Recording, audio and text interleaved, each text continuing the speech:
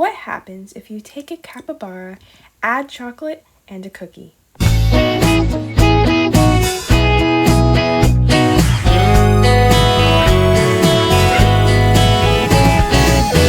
Today we are going to be sculpting a capybara in polymer clay.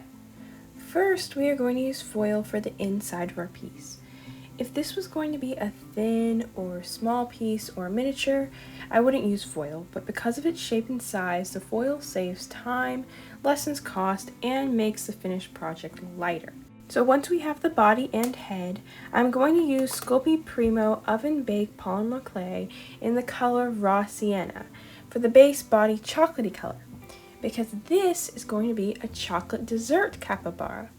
I already have it conditioned, as you can tell by it being flexible and able to stretch. For the next step, I had to make 2 attempts. The first time, I tightly wrapped the thin sheet of clay around the foil base. But this made the clay show the rough and bubbly texture of the foil, looking like a very dirty potato. No worries, we will try again. This time, I am taking a ball of clay and smushing it onto the foil, making sure I keep a much thicker layer of clay onto the foil so it can smooth itself out. I repeat this to the other end as well, and then take a firm tool and start smoothing everything out and combining the 2 ends.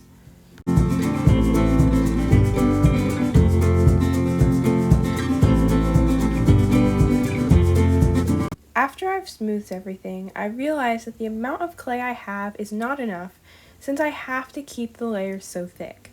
I add some more clay in the same color and use the same tool to get everything looking very smooth. I repeat the same process with the head.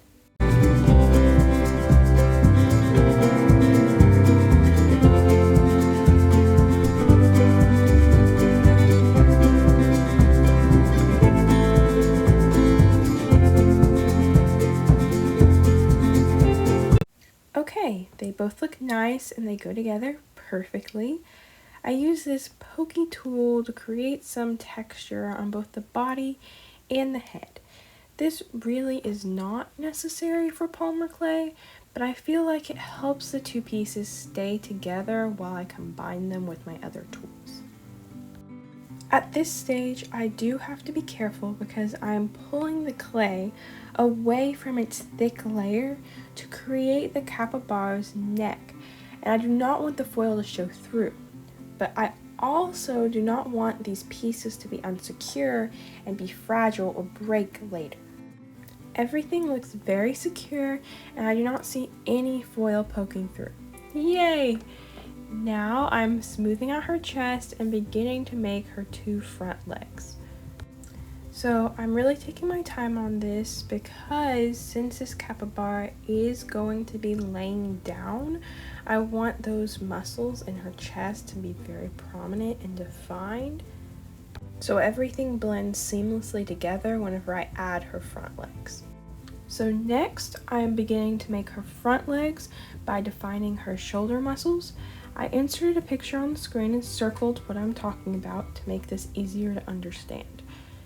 I do want to take this time to explain that every time I'm sculpting, pretty much no matter what it is, I have multiple reference photos in front of me so that it finishes proportionate and looks like it should. I am not doing all this from memory. So next, I'm just going to repeat this same thing on the other side of her for her other shoulder. Then I'm going to start smoothing down the bottom and defining that part of her front legs and separating that from the rest of her body.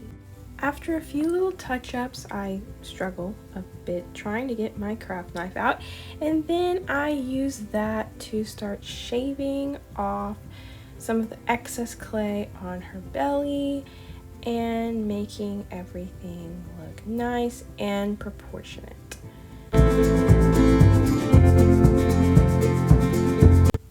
Great, everything looks nice, proportionate, and smooth, and now we are going to start on her back legs.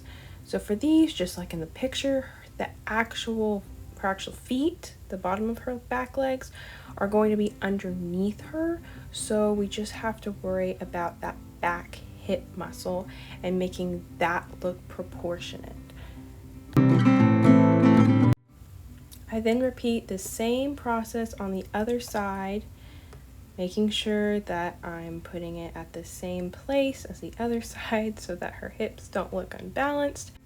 And now I'm going to mix up some darker clay. This is in the color Burnt Umber.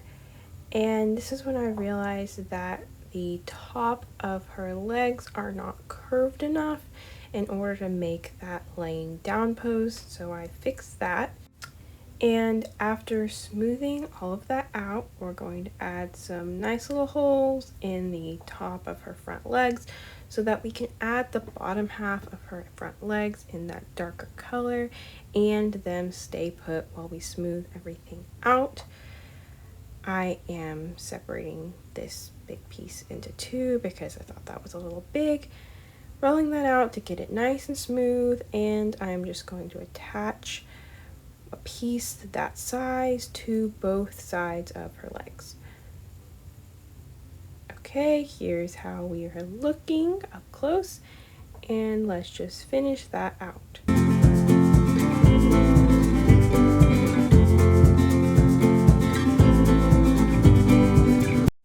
Perfect.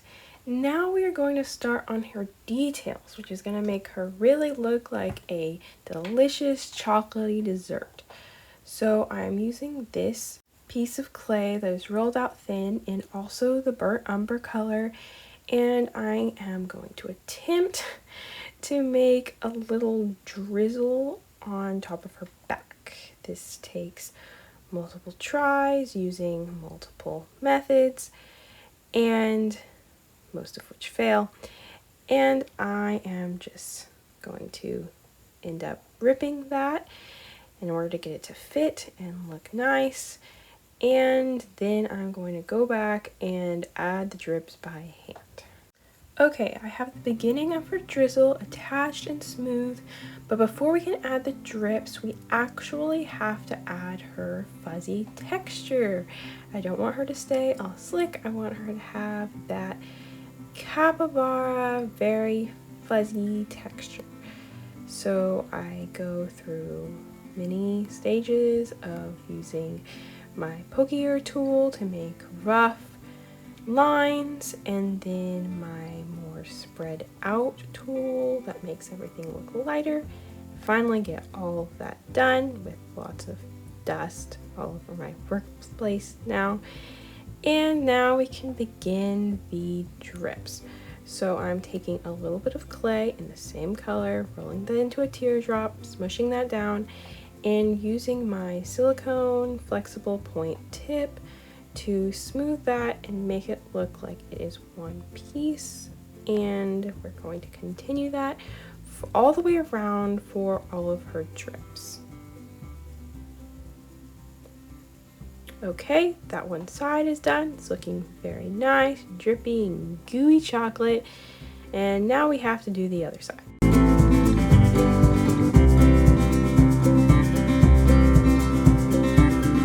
Done. Now we get to add more texture.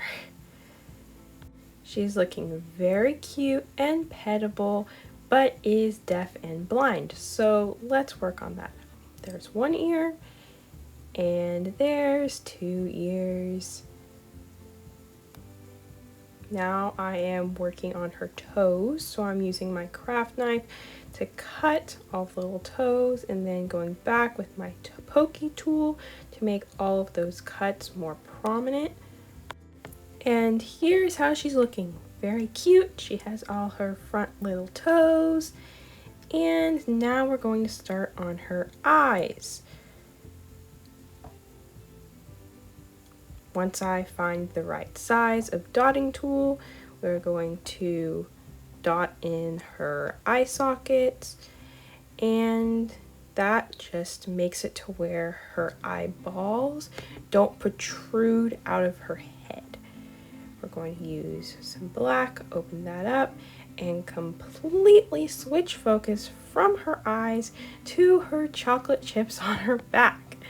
So I'm using black and the burnt ember that I originally had, mixing those together in order to create an even darker color so that the chocolate chips stand out against the chocolate drizzle.